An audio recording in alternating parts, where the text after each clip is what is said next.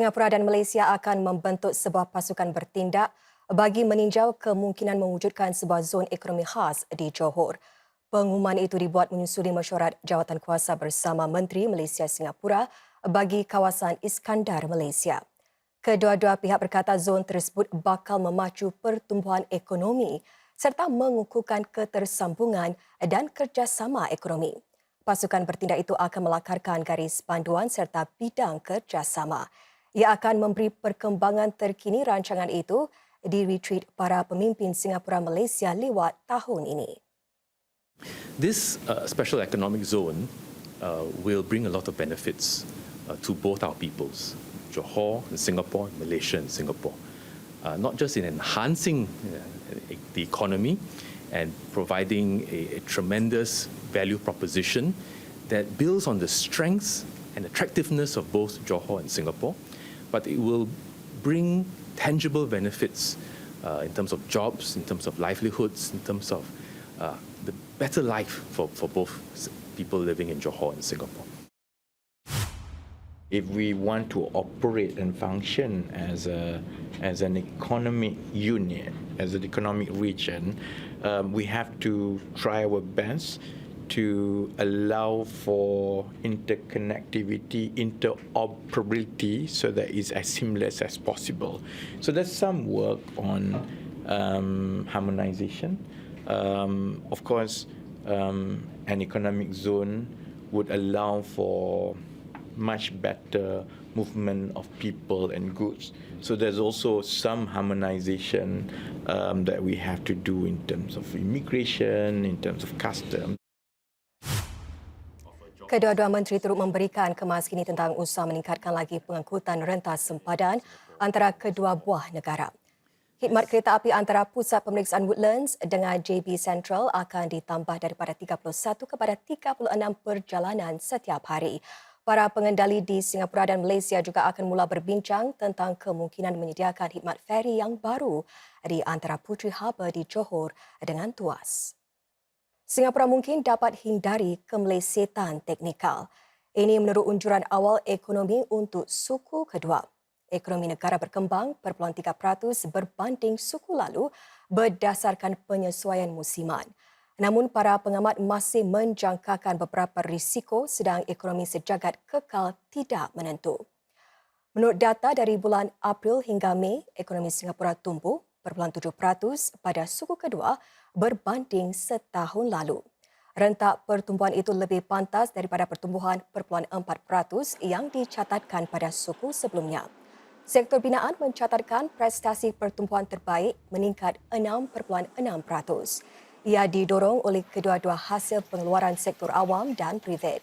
Sektor penghilangan bagaimanapun terus mencatatkan pertumbuhan yang lemah.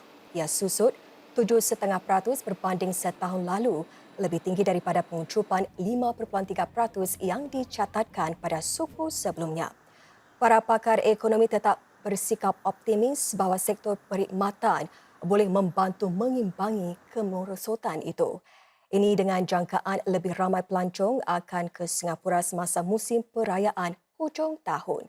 Kementerian Perdagangan dan Perusahaan MTI kali terakhir menjangkakan pertumbuhan keseluruhan tahun ini antara 0.5 hingga 2.5%.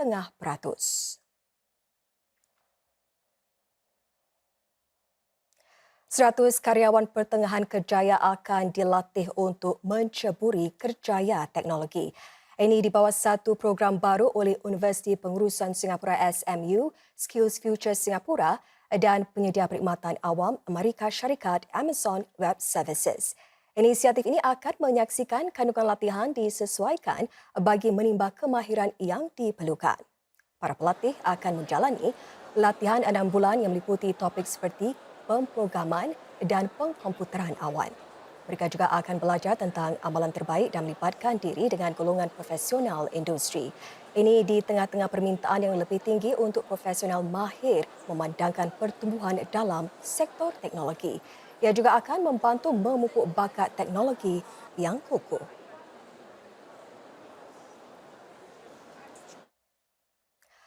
Agensi Anti Rasuah Singapura mengeluarkan notis tangkap ke atas hartawan hartanah Ong Beng Seng. Ia berkaitan hubungan beliau dengan Menteri Pengangkutan S. Iswaran. Biro Siasatan Amalan Rasuah CPIB awal minggu ini menyatakan Encik Iswaran sedang membantunya dalam siasatan satu kes. Syarikat Hotel Properties Limited yang diasaskan Encik Ong menyatakan tiada dakwaan difailkan setakat ini dan Encik Ong memberi kerjasama sepenuhnya.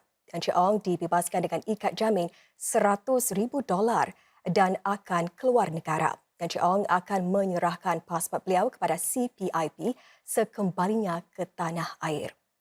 Selain menceburi bidang hartanah, Encik Ong memegang hak ke atas Grand Prix Singapura. Beliau dipercayai memainkan peranan penting bagi membawakan perlumbaan F1 ke Singapura. Berikut saudara beberapa butiran hartawan hartanah asal Malaysia Ong Beng Seng. Dilahirkan di Sabah pada tahun 1946, Encik Ong tiba di Singapura pada usia 4 tahun.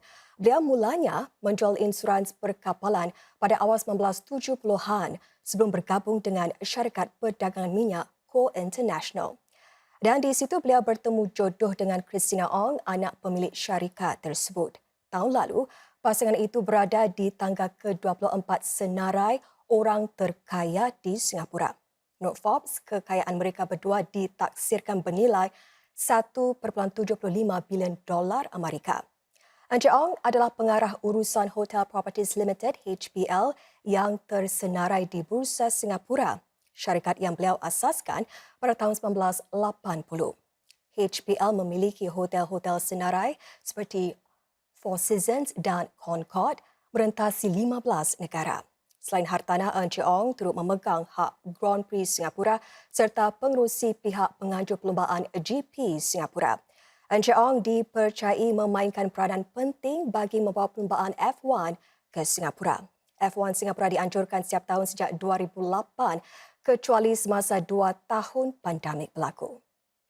Mahkamah Negara Singapura secara rasmi berpindah ke 2 menara baru yang direka untuk memudahkan orang ramai mendapatkan akses kepada keadilan. Kompleks terbaru itu direka bentuk bagi memanfaatkan lebih banyak teknologi demi menjimatkan waktu orang ramai dalam dunia moden.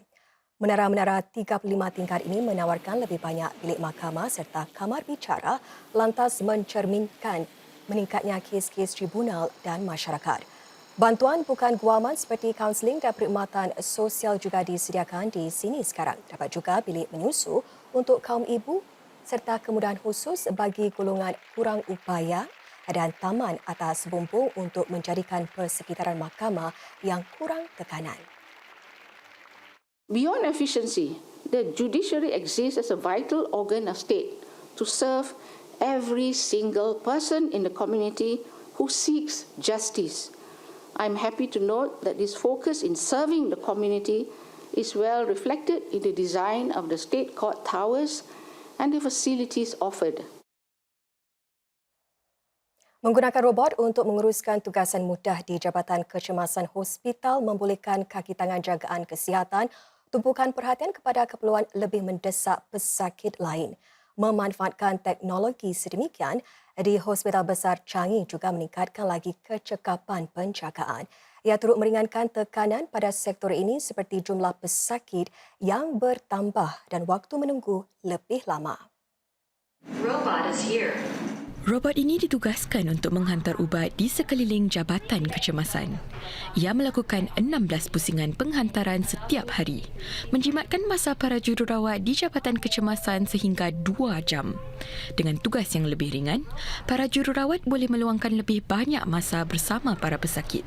It gives us the focus time to be with our patient, doing patient care activities uninterrupted instead. Wound dressing for our patients, attending to their basic care needs at the bedside. Calling into emergency department level 2. Ada juga robot yang boleh iringi orang ramai ke pelbagai kawasan di Jabatan Kecemasan. Selain bahasa Inggeris, ia juga boleh bertutur dalam bahasa Mandarin, Melayu dan Tamil. Dengan adanya robot ini, kaki tangan tidak perlu lagi menghantar para pesakit secara fizikal dan ini dapat menjimatkan masa 1,5 jam setiap hari. Terdapat juga robot yang boleh melakukan tugas khusus seperti menyediakan pesakit di ruang menunggu dengan barang-barang yang mereka perlukan. Ini bermakna kaki tangan perkhidmatan dapat memberikan lebih tumpuan kepada tugas lain seperti menjawab pertanyaan pesakit mengenai pembayaran atau kepulangan mereka. Robot-robot ini diharapkan dapat meringankan lagi beban kerja, sedang hospital-hospital tempatan terus menyaksikan jumlah pesakit yang bertambah. Buat masa ini, terdapat waktu menunggu antara 5 hingga 8 jam di Jabatan Kecemasan CGH. Uji cuba robotik ini dijangka berakhir pada Ogos ini.